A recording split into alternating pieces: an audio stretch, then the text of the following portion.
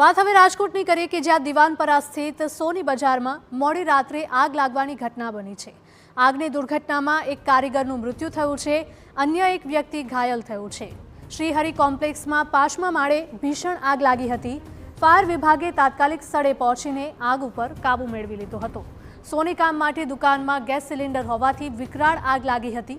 દુકાનમાં કુલ 10 લોકો કામગીરી કરી રહ્યા હતા।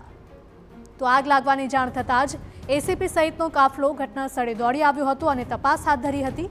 એસીપી બીજે ચૌધરીના જણાવ્યા મુજબ આગ લાગવાનું કારણ જાણવા માટે એફએસએલની મદદથી તપાસ કરવામાં આવશે। આ સાથે જ કોમ્પ્લેક્સમાં અગાશી પર બનાવવામાં આવેલો કાયદેસર છે કે ગેરકાયદેસર તે અંગે પણ તપાસ કરવામાં આવશે। જે કારીગરો ત્યાં રોકાયેલા સુઈ ગયેલા હતા, ત્યાં અચાનક કારીગરોના કહેવા મુજબ શોર્ટ સર્કિટ થયેલ છે, પણ તેમ છતાં તેનું ચોક્કસ કારણ આવતીકાલે સવારે એફએસએલ અધિકારીને સ્થળ ઉપર બોલાવી અને હાલમાં ફાયર બ્રિગેડ આગ ઓલવવાનું કામકાજ ચાલુ છે અને તે આગની અંદર એક માણસનું મરણ થયેલ છે અને એક ઈજાગ્રસ્ત થયેલ છે, જે બંને એક સારવાર હેઠળ છે અને એકને ડેડ બોડી હોસ્પિટલ ખાતે લઈ જવામાં આવેલ છે। સંવાદદાતા મોહિત જોડાયા છે વધુ માહિતી સાથે। મોહિત, જણાવશો કે શું છે વધારે વિગતો?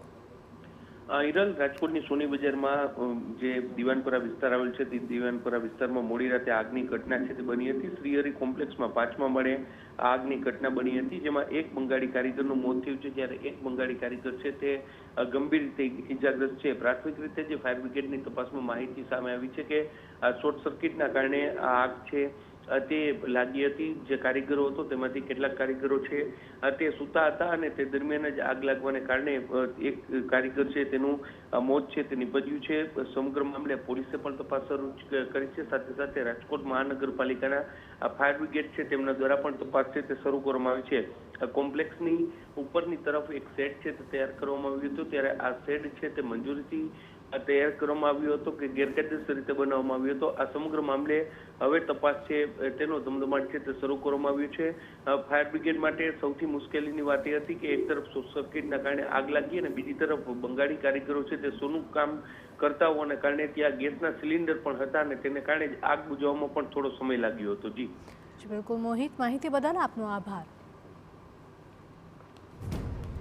તો આગની આ દુર્ઘટનામાં એક કારીગરનું મોત નીપજ્યું હતું, અન્ય એક ઘાયલ થયો છે। ઇજાગ્રસ્તને તાત્કાલિક સારવાર અર્થે ખસેડવામાં આવ્યા છે, પરંતુ જે અગાશી ઉપર શેડ બનાવવામાં આવેલો હતો તેને લઈને પણ તપાસ કરવામાં આવશે।